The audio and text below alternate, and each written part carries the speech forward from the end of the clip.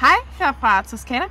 Vi vil gerne sende en lille takkevideo til Fireflower Weddings for det kæmpe stykke arbejde, de har lagt i at kunne dokumentere vores 3 festlige bryllupsdage, som vi holdt her i Toscana. Det er en særlig oplevelse at have både en fotograf, en videograf og en, der har drone med, og en DJ fra samme selskab, som kender hinanden og som er med til festen, men uden at man lægger mærke til, at de er med til festen.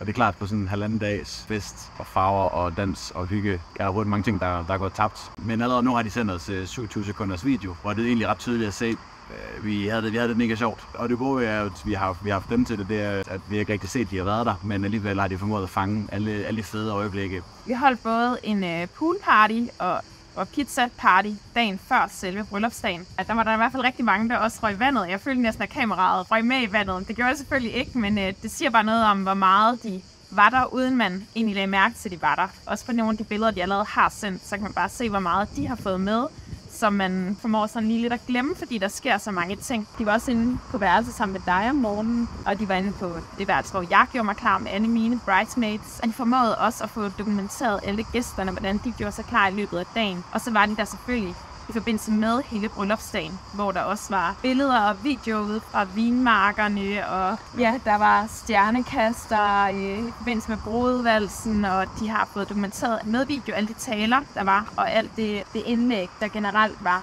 hvilket er mega fedt, fordi man kan ikke huske det hele, når man sidder her efterfølgende.